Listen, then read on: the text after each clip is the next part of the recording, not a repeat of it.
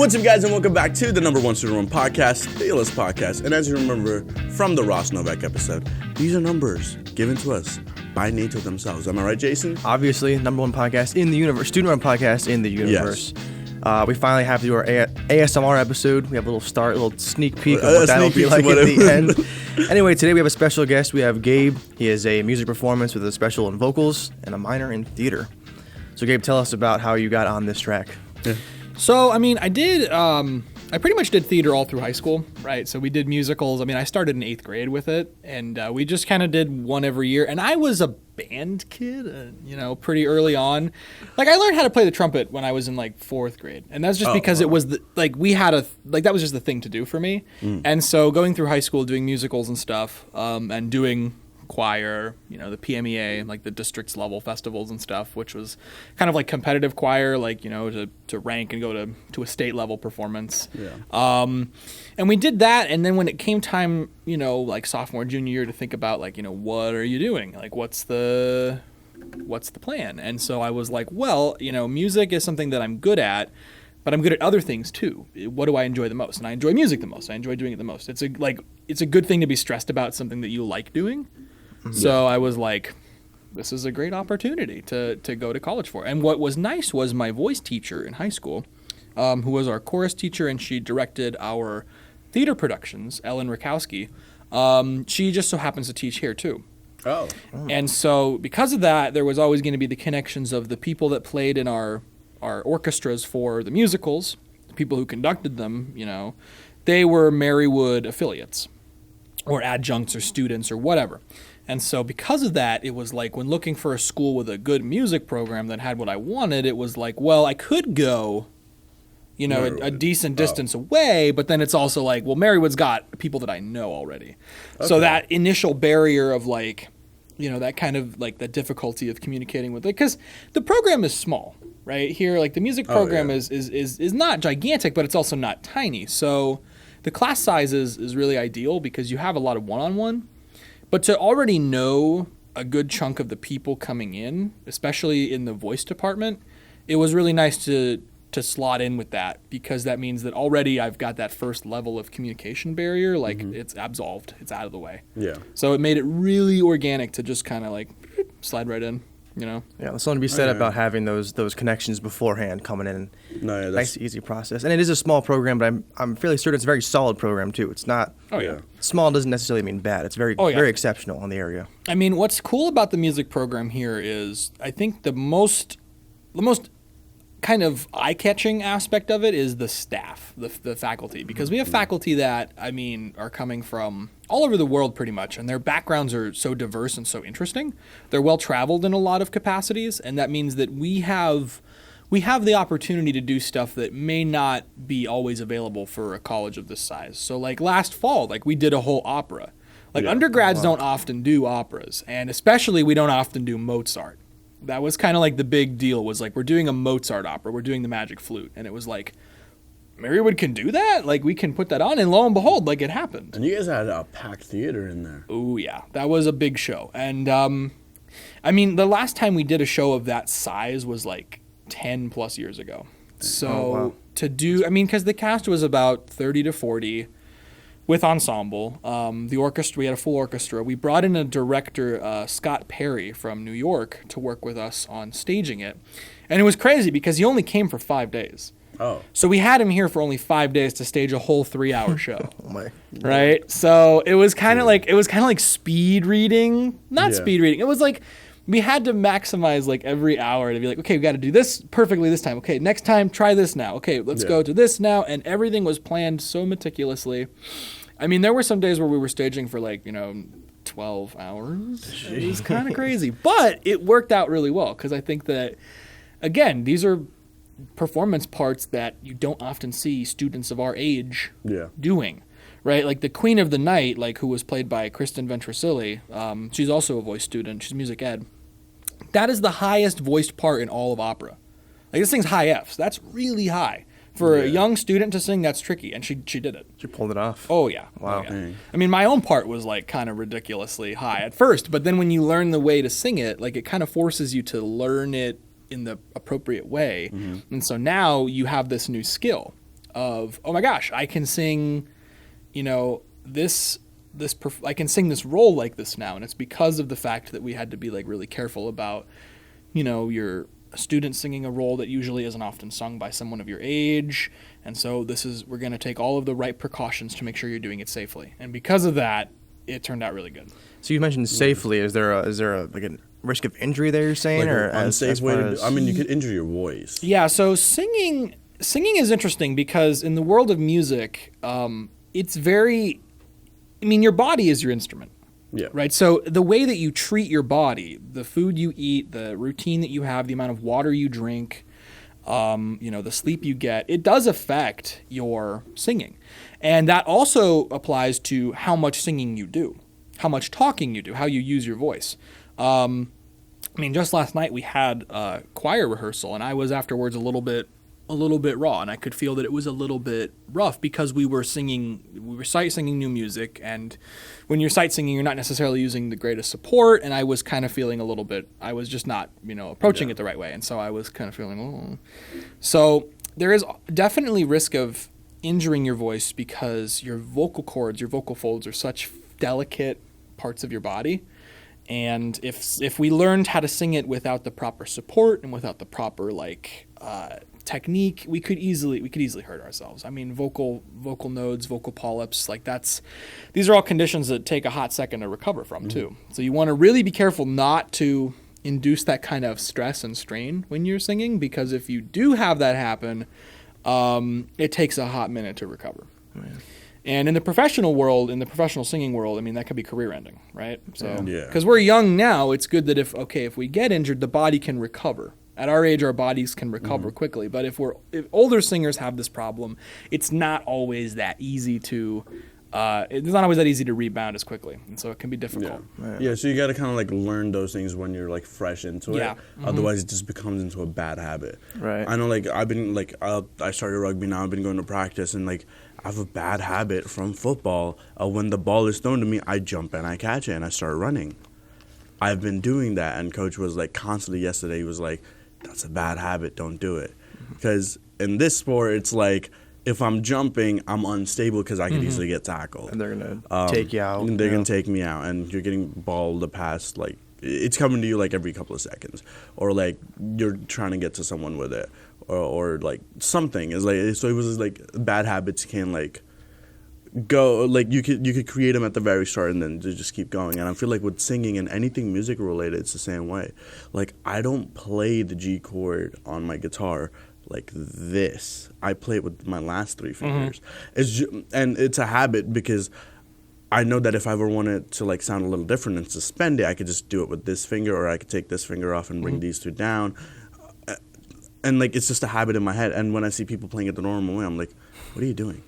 Yeah. So like, even with singing, I like get that, like, yeah. And the other thing too is because it's such a physical, like, people don't think about it, like, singing is super physical. It is. I mean, like, singing, like, your whole body needs to be involved in the process. So you need to know where your support is coming from. You need to know what's making the air. You need to know when air needs to happen, right?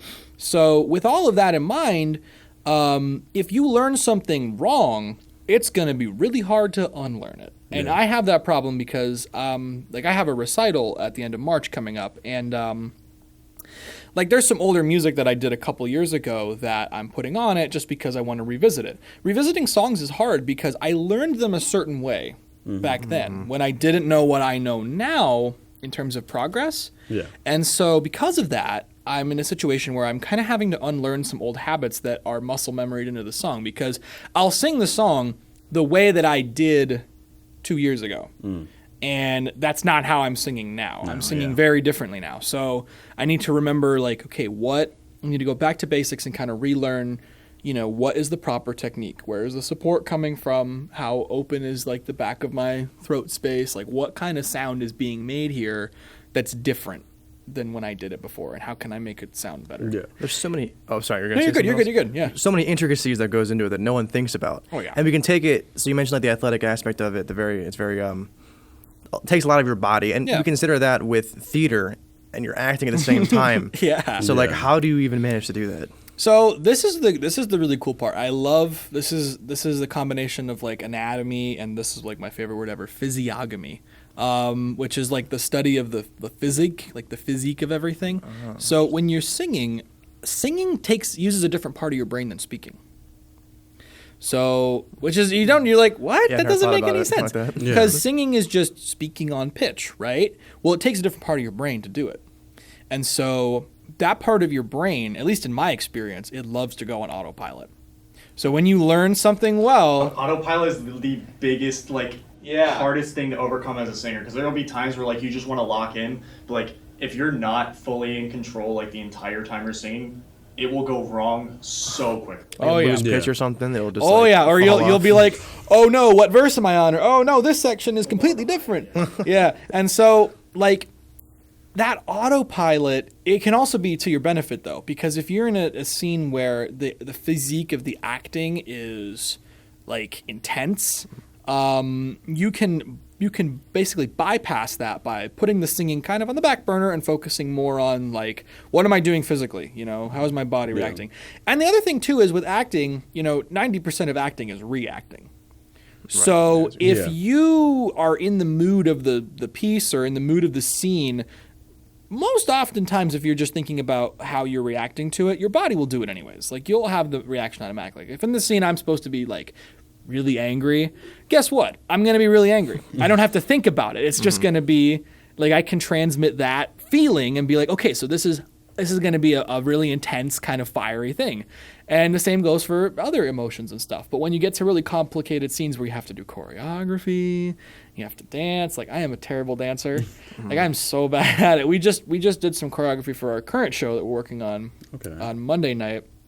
And I'm so bad at it. I'm so bad. So how early do you guys start with practice and choreography and learning the lines? So that kind of depends on what time we have with the material. So in the case of the opera, the opera we did in the fall, The Magic Flute, in German is Die Zauberflöte. It was done by Mozart. It was written in 1791.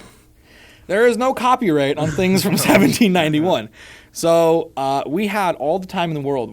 Not all the time in the world, but we had a decent hunk of time to cast it in the beginning of the semester, to sit on that for a couple weeks and then start voice rehearsals, because we weren't going to have our director until that 5-day period towards the actual show.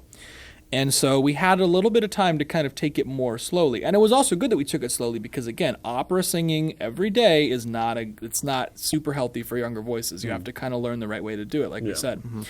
With the musical this spring, we have a copyright on it because it was written in 2005. So we get the rights to the show, which means they send us all the material from the show, and that we only have that certain amount of time to learn it, and then we have to send it back.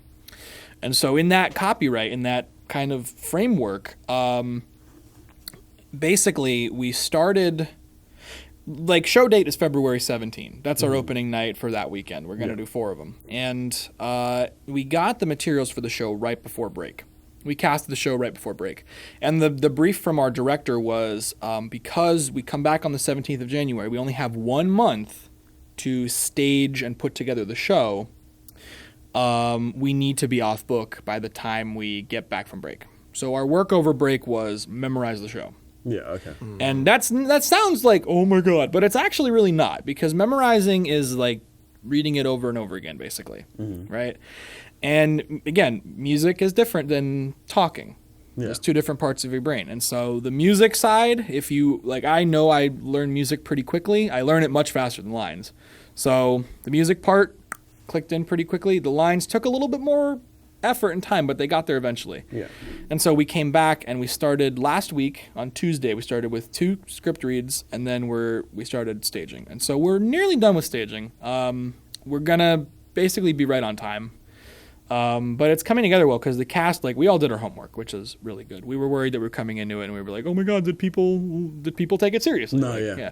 Which is good that everybody did, because everyone did their homework. We're having a good time with it. So yeah, that's great, and everything's rolling along smoothly. Say February 17th. Yeah. So shout out that everyone from Marywood pop out. Yeah. The show is called The Light in the Piazza. It was written in 2005 by Adam Gattal, and it's a really interesting musical to me because it's kind of it's unexpected.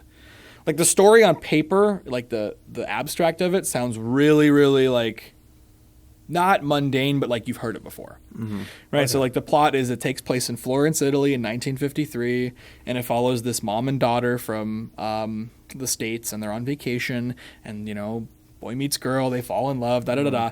But the interesting thing about it is there's a secret.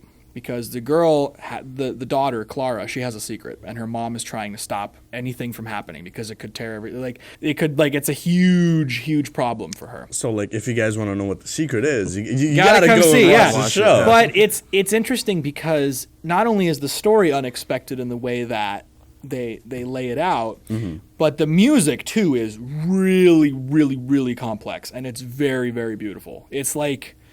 It's not like anything you've heard in that genre. It's super unique. I think the term that was used to describe it was neo-romantic. Like, it kind of harkens back to older, like early 20th century music and really kind of brings it to the forefront. Okay. And in that, like, my character, I speak mostly in Italian for the entire thing. Actual Italian. Yeah. Did you have to learn? Yeah. Oh Yeah. Like, which isn't, like, for a singer, like, we have to sing in other languages all the time. Like, it just happens. Like, you can't be like, oh, like if someone's like, oh, you're, you know, a singer, I want to hire you for, you know, whatever chorus or whatever show. Yeah, what languages do you sing? You can't just say, oh, I sing in English. Because there's music music is written in every language, right? So you need to know German, Italian, French, Spanish, Latin. So as a part of the voice program, you take diction sequence classes, which are about learning how to sing and speak those languages. It's not like an actual German class, for example. Like, you're not learning how to speak German. You're learning how to read and sing it. Mm-hmm. You have to do the translation on your own time. Yeah. Right? Because an actual language class is going to take, you know, longer to actually learn how to speak a language. But for this show, it wasn't super tricky to start with Italian because Italian is already I speak Spanish somewhat because I have a background from high school. And so being able to this is Italian, these are the rules that are similar to Spanish. And because we took the Italian diction class, we know how it's supposed to sound. Okay, yeah. And so it's an easy start for, like, it's not an easy start, but it's like, okay, so there's already this building block here. But yeah, and then the hard part is speaking broken English. Because you're Italian pretending. Okay. To make it sound like my English is not fluent And you're good. fluent. So you have to do the reverse of what it really is. It's a really interesting psychology. Because it's like to speak English, not just with the accent, so knowing what the accent sounds like, but to also speak it while sounding like I don't know how to speak it is it's like kind of tricky, you know? See, what he you're talking about it. I'm like, I'm getting reeled in. I want to watch this show. We should go watch it. It is. I mean, I love it. I think it's really cool. It's different than ones we've done in the past. I think it's a good show for us because, again, it pays well to our size. It pays well to what the abilities of our cast are, like how advanced our singing can be. And also, I think it's good because in terms of our acting, you know, the shows we do, we typically try to do ones that are a lot more, like, it makes the audience ask questions. Like, we like to do shows, at least that I've seen us do. I haven't done a straight play here yet, like just a theater show, like just acting only yet. I'd love to. I think we're doing Shakespeare in the fall, so I'd love to try that. Yo, y'all hiring for cast members? Learn Shakespeare. That's what I was asking. Shakespeare's hard, but no, like the shows we do are always kind of thought provoking. You know, Okay. like we did a show called When We Dead Awaken in fall of 21, and it was like really weird and bizarre, and there were some characters like, are they alive? Are they dead? It's like, what is going on? And then this last fall we did a play called Dancing at Lunasa, which was a really complex family drama, and it was like, I was just kind of stunned by how good some of our actors are at like nailing the roles and really like diving into that emotion. It's really, really unique, and I really hope that I'm able to do the same thing because it's like acting is tricky, you know. Yeah, I think we talked about, the physicality of it. We talked about having to sing and act, but consider that you're doing all of this in front of a live audience the entire time. Yeah, it's hard. So you're not recording it where you can do do-overs. You have to do it one shot. So like, I think it's very impressive what theater kids do just in general. So honestly, tell us about like the whole like live aspect of it. I mean, live theater, like live performance is amazing because you can go, and this is not me bashing movies because I love movies. I'm a movie junkie. Movies are cool because you get to see a presentation of a story with incredible special effects, ridiculous performances. Like it's all there for you. Theater and live theater is neat because you're getting the movie thing, but the barrier is removed and you are getting sucked right into it. Mm-hmm. So every stage play I've gone to has always had me more like roped in. Mm-hmm. Maybe not as entertained, maybe like equal level with movies, but it's always got me a little bit more hooked. Yeah. And it's because of the fact, I believe there's a real physical transfer of energy between what's going on stage and the audience. And what's nice is when you're on stage, the reverse is also true. So if I really want a scene to, like if I'm singing a song, like for example in the Magic Flute when we did it, one of the arias that I sing, I'm kind of like, the characters present me with a portrait of this character and I'm like, oh my God, I'm in love with her. And I was like, how do I get the audience to like get on this journey with me of going through all of the emotions of like love at first sight? Mm-hmm. And so it's like, I want to feel like they're like hooked in, like with the suspense, like that feeling of everyone in the audience looking at you and knowing that like they want to see what happens next is so cool, because it's like, yes, you're in this journey with me. You're experiencing these emotions with me. Yeah. And like for singing, to be able to like explain something without directly speaking it is so cool, because audiences like if they're in it and they're with you in the moment, that energy is so real and you can feel it. Yeah. Like my girlfriend, she's a theater kid. Mm-hmm. She loves doing theater. She did all through high school. So she's having me watch some like musicals. Mm-hmm. She loves musicals and stuff. So we watched Tick Tick Boom, and I'm like, yo, this is kind of fire. It's kind of fire. Yeah. And last night she put on Newsies.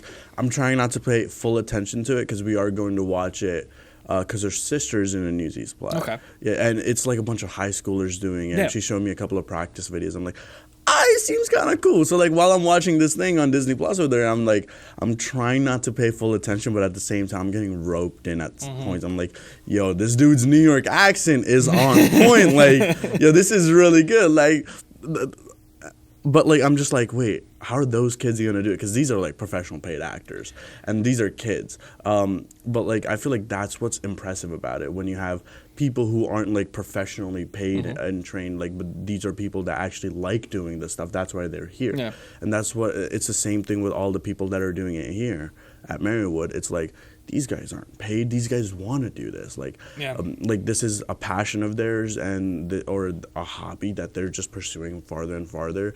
And when you see the final result, it's kind of like, yo, they put their heart and soul into it. It's not that they're not going to get a paycheck. It's like, no, they really want to do this, which I feel like makes it more impressive. Oh, yeah. And what the audience doesn't see is like when something like on stage is like when someone nails something and they run off stage, like there is nothing but high fives in the wings. Like, yes, like you got it. It was perfect. Yeah. Like our backstage attitude is so good. Like, we don't have too much wing space, so we're kind of crammed back there. Yeah. And so like when someone's like, oh, the scene just happened and they rush off, it's a lot of like, like I just got that and I just felt like that amazing feeling. Yeah. And I think that that's also the case in the professional world. There's a lot of behind the scenes videos of, you know, different Broadway theaters and, you know, like the Met and stuff of actors who just nailed it. They had the moment, audience right in the palm of their hand, nothing but applause for 5 minutes, and then they're off, and then it's like everyone can act as like straight faced as they want on stage. But the minute they come off, they're like, oh, yeah, that just happened. No, I 100% get that, because in school we used to do these things where it was like we would learn a choreography from January until like almost May, and then from May to June, or actually until April, and then from April to June, we're perfecting it. In June we perform. Oh, sorry. Hopefully that wasn't bad. And then in June we perform it. Yeah. And then I remember the biggest one, like the one that just sticks out in my head was, I feel like I believe it was the last one I ever did, and it was like a mix of. We used like a Pink Panther type of thing. It was kind of like a mystery going on at first, and then it was the room where it happened, and then it switched into Beat It. And then every single time I was on, because I was on stage the most, because I was in all three, and I played a big role in all three. And in the first one, it's like I'm moving, and then we have to freeze. And then I know me and all the actors, and we were just like up there. We're kids. We're frozen. We're like, okay, we have to be frozen until that guy comes out and does this thing. And then I can move. I remember the feeling of just going backstage and then the curtains coming in, they're changing the set, and me just being like, yeah, I did it, Uh-huh. but I can't be loud because there's like a bunch of people out there. So like I 100% get that when you go back then, the rush. So like that's why I'm like, I kind of wish I could be part of something like that again. But for us, it was a lot different because it was all dancing and movement. There wasn't really much of singing or talking. So like that, I feel like that'd be interesting to explore because I do want to pursue acting at some point in the future. Yeah.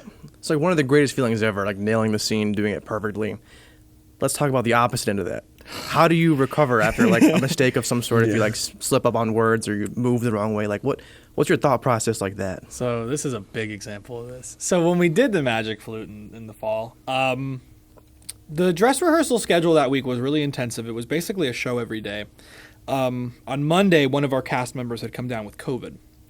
And so it was like a little nervous, everyone should be okay, like we're but you can't, like, you can wear masks wherever and whenever you want backstage. You can be as safe as you want backstage. The minute you're on stage with the person right here singing right in their face, all of those barriers are gone. All of the safety is gone. And so throughout that week, I felt battery going down, and I was like, please no. I was like, it's got to be allergies. And didn't have a fever, tested positive, like not positive, tested negative, like every day. And then literally, like the second show, I'm so nasally, I feel horrible. The performance was, in my opinion, not very good. People didn't notice. But in my eyes, I was like, oh man, this was bad. I'm just trying to hold on to singing it properly with the most control that I could, considering the circumstances of it not sounding like that good to me. And I took a test and I was positive, of course. I had it. And so, but like the feeling of like knowing that the performances themselves were not as good as they could have been was like crippling at first. I was like, oh my God, like every mistake that could have possibly been made wasn't made, but the whole thing was knocked down a notch because I was sick. But then I thought about it and I was like, we did the show and I had COVID while doing it. It was a hard role for an undergrad and I still did it. Like, who can say that? Who can say that, I performed this role with COVID?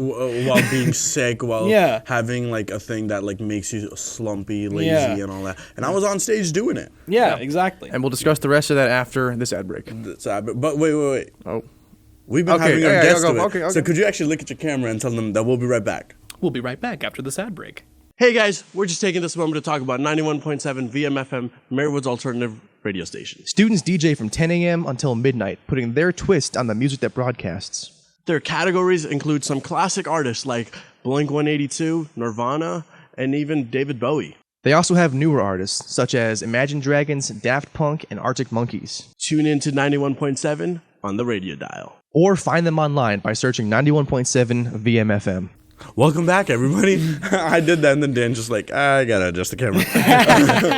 You were in the middle of the shot. Oh, sorry. No worries. Everybody's gotta take his drinks. So yeah, we're talking about, like the negativity that comes, and especially, I feel like the audience doesn't even realize that, like, you might not have been 100%, but you yourself, it's like a self-scrutinizing type thing, Oh yeah, you're your own worst critic, and they won't notice most mistakes unless it's like really obvious. There have been plenty of times where like lines just like a line is over the head, or like someone misses something. Or there was a time when I tried saying something. I think it was last year with Marywood. I was like, I had to stop, and I was like, what's the word? That's the word. And so like. But the audience never notices it because these are like, to us, every part of the script is like bullet point, hit this mark. They're just along for the ride. They don't know that could have been in the script. It could have been like if you're in character as you're messing up or whatever. You just play it off. It's such that character thing to do. I am so bad with lines too. I'm a notorious because I do. We try to shoot for like 100% accuracy with the script. Like we try to shoot for like. Get this dead ringer, because in the professional world you need to get a dead ringer or else you're fired. And you're not, you have to make sure that you're in that mentality. And so like my first big show here was Marywood, which was in early 2022 last year. Yeah. And there was a lot of lines in that, and I took me forever to get it. Like I was the last person off book. I was paraphrasing everything when I was. It was like it only took until like the week of the show, like tech week. For me to be like, really locked in. That production, I just felt really like, I just felt awkward. I was too much like, I felt like I was putting myself under a lot of pressure. If I was more open about the experience and more like, it's okay, you know, this happens as it happens, and the scrutineering is not going to be that intense, I think it would have been a lot easier on me, but I was stressing myself out over really nothing, because eventually the lines got learned and the show happened just fine. You know, but I was like, oh my God. So with this one, it's nice because like having a couple acting classes in between, script memorization is way better now. I feel way stronger about being able to memorize a script. And even now that it's in Italian, you know, I feel I have to call a lot less than usual, which is nice. So Yeah. So You're on stage, you're just like, line. Is Yeah. this part of the play? So that's all part of like Tech Week, as you mentioned before. So explain to us what that is for people who might not know. So Tech Week is a term that refers to you typically like the week of or prior to the performance. That's the first time that we either have the space. So we usually stage and rehearse everything in a separate location than the actual performance. It's just because everybody needs to use the stage for something. There's a ton of ensembles. There's band, orchestra, choir. You know, everyone's got to use the stage at some point. And so Tech Week refers to when we are on stage with mics, with costumes, with makeup, with lights. That's when we're starting to put all of the technical aspects of the show together, all of the production. And so that's when we get our crew assembled, the people that are going to be running things on and off stage. You know, that's when we get our costumes and our makeup stylists ready to go. So they're going to be working on, you know, fitting us for stuff and making sure that we're, you know, made up and whatnot. That's kind of the time that we're really starting to put all of the stuff together. So in the meantime, before that, you know, it's make sure the lines and the blocking and the music is good. And then Tech Week this is the process of we're going to run it with everything and make sure that all of the gremlins are kind of worked out of the machine. So that way everything works perfectly. And that also includes having the live musicians. Because when we rehearse, you know, unless we're doing a rehearsal with our music director, the rehearsals are usually with pre-recorded tracks that are developed by our pianist. And so now when we do Tech Week, it's time to actually like work with the live musicians. And that means, you know, when the band and the orchestra, when the orchestra and the ensemble get together for the first time, that's when you need to like make that connection with either your conductor or the whole ensemble. Okay. Because they are their own people with their own interpretations of the music, their own energy that you have to kind of understand. And you also, like, you've been working separately on this music. You both have different ideas of what it's going to be like. Now it's time to put it together. So many small nuances involved in that. Are those the practices that are like 12 hours long, or how does that work generally? So we, like, with the opera, it was different because we were doing that, like, that was only those 5 days. So we had those backloaded days that were very long. When we usually meet up together with the musicians and the actual like singers and the actors, that's called a Sitzprobe, and it literally is German for like sitting rehearsal or sitting sing. And the idea is that's the first time that we're going to actually work with them, and we don't even run the show. We sit down and we sing while they play. And so we work with each other. The conductor comes up with gestures that he thinks are going to be perfect for us. And if there's words that we're forgetting, he's going to be like making symbols for what those words mean. And so he's got cues and stuff ready for us. Those rehearsals, I mean, the last Sitzprobe we did, which was for Merrily, that was about a 5-hour excursion. But even that's a while. Yeah, I mean, with breaks in between. Yeah, you know, but even still. But it's about pacing yourself, right? It's about being like, you know, I got to make sure I'm taking care of my voice. I got to make sure I'm taking care of my brain. You know, I got to be like, you know, not getting too tired, because if you're tired, then you're not going to do it very well and you're not going to learn. And so making sure that you're, you know, pacing yourself as you go through it is very important. Yeah. I know we've been talking about Marywood a lot, like talking about your experience with like theater, but I want to kind of go off because I know Gabe. I know what he likes. So I know you model collect. Do you still do that? I know you did that freshman year. Oh, like action figures? And stuff? Action figures. Yeah, dude. Listen. I'm like the biggest nerd. Definitely one of the biggest nerds. We just on Sunday we just got done Dungeons and Dragons. Like, I'm our new DM. Like, I'm such a nerd for stuff. I have like die-cast model cars for racing, for like Formula 1 and stuff. I have like model kits. I'm nuts. I'm like, it's a problem. No, you saw me like while you were like DMing. I'm like, yo, those are cool ass dies. Yeah, well, like, looking at them. We have so much fun with D&D, and it's cool because we're all theater kids doing D&D. Yeah. So like, you know, You go we all in have there. our voices and we all have our characters, and it's just That's awesome. what I like. Whenever I played D&D in the past, I was like, put on a character. Yeah, I'm like man. it's so much more fun than just like being, well, I think my character might do. No, I'm in. I'm like, Well, it's cool I'm because gonna like the show they did in the fall, right? Yeah. Which was all Irish. Like all the characters had to speak in Irish. Like our DM last semester, all his characters were Irish. And I was like, no way. Like you learned and you figured out, okay, this is what an Irish accent sounds like. Boom, these are the characters. Yeah. Is it a semester long like game of Dungeons that you guys play? Oh yeah, we just started the campaign on Sunday. We're going through the whole semester. Because I know you guys were doing one before, or was Yeah, that the just prepping? DM's in Florence. He's an architecture major. So Florence. They went to Florence for their little, which is ironic because the show takes place in Florence. They went on their little, like their study abroad session in Florence, Italy. So we were like, who's gonna DM now? And we were like, well, we're gonna trade. So a few of us are gonna take turns writing stuff and trying it out. And so I love it because D&D, like you can buy the books for it, you can buy the stats for it, but you can't bottle and sell. No, sitting around a table I feel like and it's doing so that. good because you just immerse yourself in a world. Yeah. Of just, like of everything and anything that's Like possible. my one friend who's in our campaign, he's like, this is like reading for people with ADHD. he's like, you can make the story as you go and be involved in it and really feel like, because like there were huge plot twists, and he was saying like, I feel like I discovered it. Like I figured out the plot twist, and I was like, yeah, that's what I wanted you to do. Like you went down the road that I wanted you to, which is perfect. That is the perfect way I've ever heard anyone describe D&D. Yeah, right? No, like that's exactly how it feels. Is it's like you are developing, and it can be good. Like because D&D, like Critical Role, the guys who do the D&D podcast and stuff, like they have a TV show now. Like based off of their stories. Like that's how good it can be. Like if you feel like the story is good, like there's tons of content that's published that's like we take the campaign story, we polish it up a little bit, and we publish it. Okay. Yeah.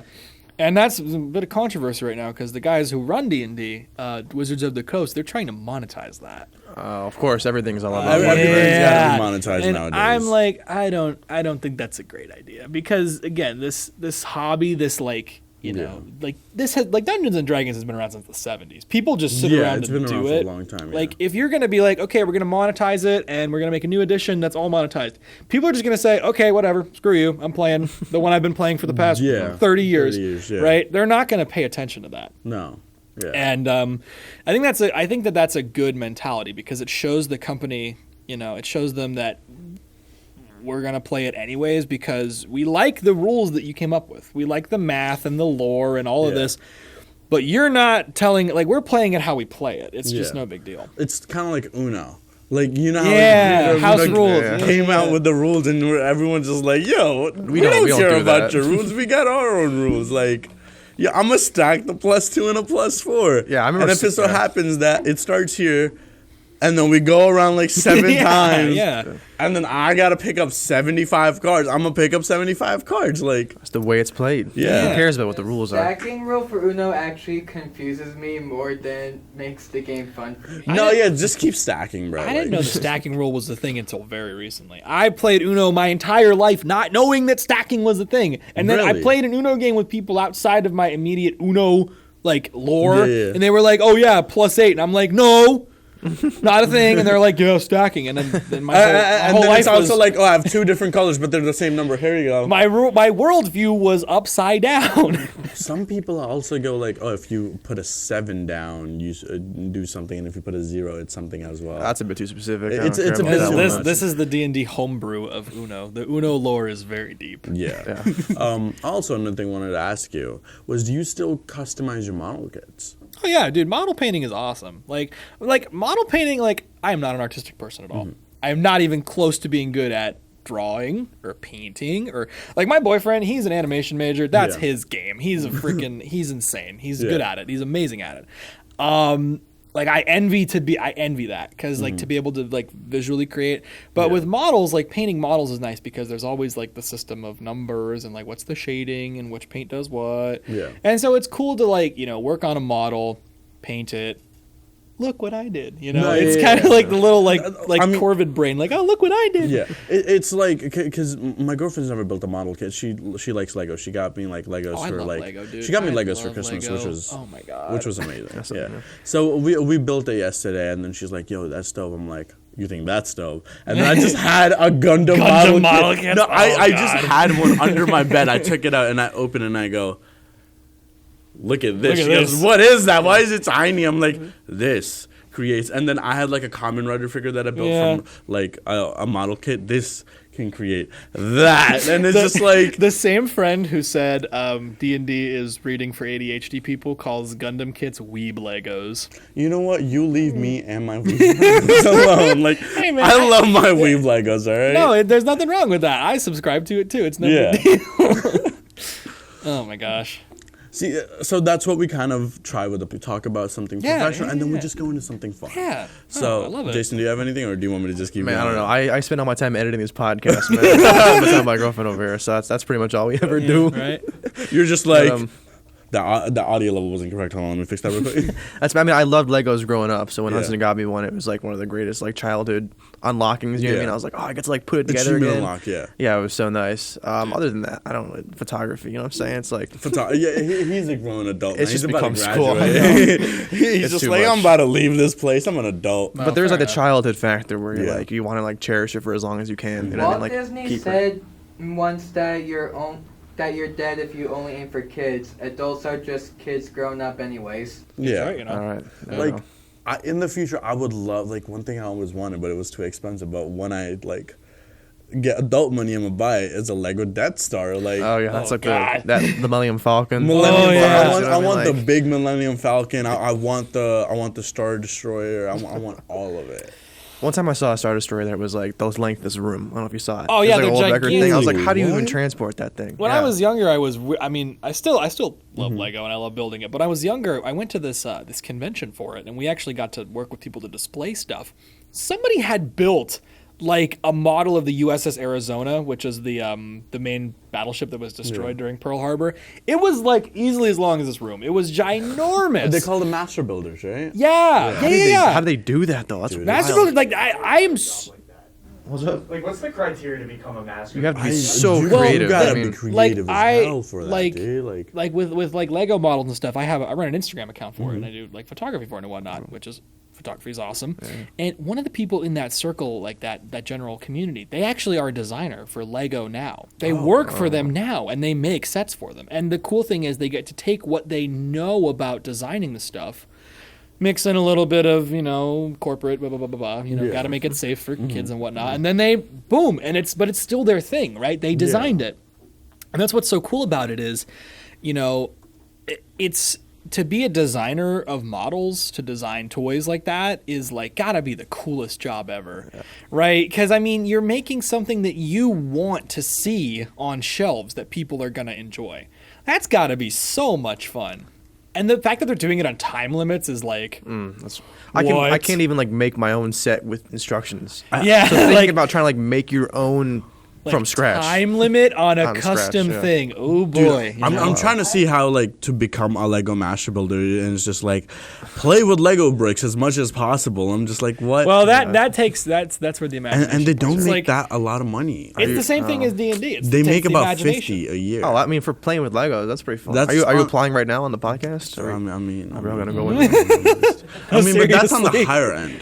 Oh, for real. That's on the higher end, not on the lower. But again, for playing with Lego, I mean, I guess there is a sense of again like the corporate structure of it, and you have to like do No, your yeah. job. For Yeah, real, and you but- also have to probably have knowledge of a lot of 3D design. yeah. Oh, no, Because yeah. I mean, I would expect that if you're a designer for any toy company, like if you're working for Hasbro making their action figures, or like you need to understand sculpting and model making Yeah. in a 3D environment like CAD work pretty much to a T. Yeah. Like I love looking at Hasbro's behind the scenes stuff. I love Hasbro's figures because they're getting so good at faces. Oh Like- yeah, dude, with the Power Ranger They have a legacy line. Yeah, they have The a Lightning technology where they bring actors in, and you know how like for a video game they'll scan an actor and they'll get a digital replica of them, so then they can work on motion capture for video games like God of War or whatever. For for Hasbro, what they do is they bring in the actors from the movies, they scan their face and then reproduce their face on a toy.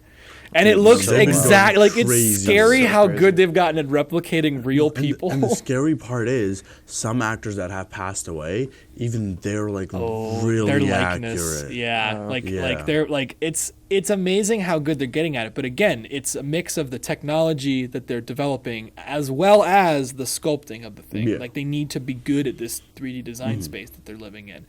And again, that's that art sector that my boyfriend is involved in, and I'm just like, I am so impressed with where we're coming with animation, where we're going with sculpting and stuff. Like he's talking about being in like a 3D design class right now, and it's like blowing my mind because I'm like, oh my god, like you are learning how to puppeteer 3D models. It's so like I can sit for hours and my brain just like, this is too hard and I want to away. Right. But like someone in that field is like, yo, I'm having so much fun. It's something like with what we do. I'm like editing an hour, like a video for 3 days. I and could I'm just never. Like, oh my god, I love this. I could never sit down and edit a video or do as much of the production work as you guys do in terms of like I could never. Like that's why I've always been like, oh my god, I want to get into composition. Like I know how to write music. Yeah. Like I can compose. Like we learned how to do it in composition class and we just accessed that like block of knowledge. But man, if it isn't hard to sit down and just, it's basically like the same feeling as editing. Being like, okay, what notes goes next? Piano play. Let's try that again. Scribble, scribble, It takes hours. It takes forever. And the ideas are not always instantaneous. Because I'll have an idea and it'll be like 2 a.m. and I woke up and I'm like, oh, that sounds really good. And then like 2 days later, if I have a dedicated sit down to be like, I want to try something on piano, and I'm like, that sounds terrible. Yeah. Right. And it's like, or like I'll be in the shower and I'll be like, that sounds great, but I don't have a phone to record it right now. Yeah. No, that happens because at home I have a keyboard in my room, like piano, and then over here I don't have one. Yeah. So sometimes I'll be like, you have an idea. I have an idea. I don't have a piano. What do I do? That's where I go to my guitar, but I'm like, no, it doesn't translate correctly. Yeah, Like, I don't know what to do with my life. So composing and editing, I think they go hand in hand. Yeah. And then there's those crazy people that like transpose and arrange and edit scores that already exist. Arrangers are the gnarliest people in the music business, in my opinion, in terms of like music, because not everybody, like someone wants to play something or sing something for a group, and it's not made for that group. So what they're going to do is they're going to take all the parts and modify it for that group. So for example, the band this semester is playing the song Carmina Burana by Carl Orff, made for orchestra and choir, not for band. Totally different world, right? So all of those parts that don't exist in a band, the choir voices, of which there are like 4 or 8 parts, right? The strings and stuff, all of that has to go somewhere. So they're going to give it and assign it to different instruments. And so that arranging process of taking it and then, boop, kind of like translating it over to band, man, that's genius. That's no, go ahead. You have to have like instruments that aren't strings producing sounds that sound like strings. Yeah, like the saxophones have to become a string section. Because saxophones aren't in orchestra, but they are in band. Right? So there's that trade-off. So what are the saxes going to do? They're going to do the string part. And who's going to do the voice parts? Is it going to be the clarinets or the flutes? Like, who's going to do that? And I'm eager to see how it sounds, because I know how the piece sounds from orchestra and voice. I want to know how the band part sounds. That's going to be, like, really cool to hear. You don't get to know that till tech week, right? Oh, I'm not in band. No, I'm just going to listen. I'm going to sit and listen, yeah. I was in band, but band is not for me. I don't know. I like playing trumpet, but, like... I don't know. I don't get the same amount of... I don't feel motivated to practice it as much as, like, singing practice. Like, today, I'm like, we're a snow date, right? So the day should be out. I'm going to go practice after this. Yeah, so how often do you practice? I think daily. You mentioned. You got to do it daily. Daily? Yeah. For about how long every day? I usually never more than, like, an hour a day. Right? Because you can't strain yourself. Yeah, no. And also, you'll get to a point where if you just over-practice, it's unproductive. But doing it daily is good because it's like a daily repetitive memorization. And even just reading your lyrics like daily is great. And if it's in another language, it's great to learn them that way. Of course, yeah. I sing a lot of German. I like to dive into German rap because I like the way it sounds. And this is a cool story. I gotta tell you the story. So my voice teacher, she specializes in German because she teaches like the German classes and stuff. Her teacher, her name is Ruth. She's from Austria. She's I think 89 or 90 something.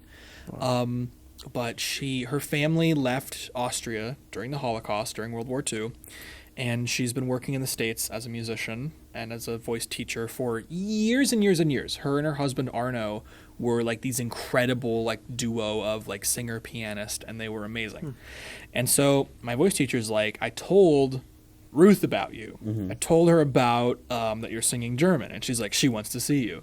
Oh, and it felt like Luke Skywalker meeting the Emperor. I was like, oh my God. I'm like, this is going to be terrifying. She's going to rip my German apart because I'm not a native speaker. I don't know how to speak it natively. It was like the most amazing lesson ever. It was a couple hours, and it was like literally mind-blowing because like you're learning not just from not just from someone who is a native speaker, but someone who spent their entire life studying this very specific kind of German singing. It's called Lieder. It's like German art song from like the 19th century. Lied is also the German for song. Yeah, Lied and Lieder. That's like art song, German song. She has a encyclopedic knowledge of this kind of music, and it was like to get to work with someone who is that good and that knowledgeable on it. Oh my God. And she's like, 90-something, sharp as a tack. And funny too. It was an amazing experience. That sounds incredible to meet like the master of what you're saying and a she was passion so that you good. have too. Yeah, they combine in that way to. Yeah, it's kind of like when remember when we did a podcast for our class. I forgot what it was. Media performance with Jared. Yeah. And it was just like I'd never edited like that, and you were just like editing it so crisp and clear when I saw the final product, and you did a whole intro of it. I'm like, yo, like damn, this is kind of hot. And then like when we come here, and I'm just like, I don't know much about cameras, and then I'm starting to learn more and more. And then Jason's just here like, let me just set all this stuff in manual. I'm like, wait, whoa, there's a manual mode. There's manual mode. There's a manual mode. I keep it on auto. Presets be damned. No, yeah. But dang, no, there's so much that goes into like, just like I don't know how much went into like just like play with. Oh, it's a lot. It's a lot of moving parts. And And there's so much. in high school, the budget was non-existent, right? Over here, it's like higher up. Well, it's a little more. We have the ability to. Well, I should say it's about the people. So in high school, like it was like, I was not only an actor, but I was also helping to build the set. And helping work on costumes, and my parents were in the wings working on crew, and we had to also learn soundboard just in case and lights just in case. So like you had a little bit more responsibility, but then getting to college, it's like, what do you do? Oh, I'm an actor. That's it.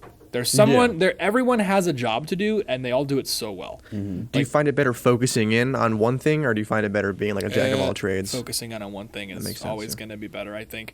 And that's not to bash anybody who is like comfortable or like happy doing everything with theater, because if you are, like, I have friends who are arts admin majors that are like incredible with everything. Good, great, that's amazing. We need more people like that. But for me, it's like kind of overwhelming. So it's like to focus in on one thing and get it just right is perfect. So yeah.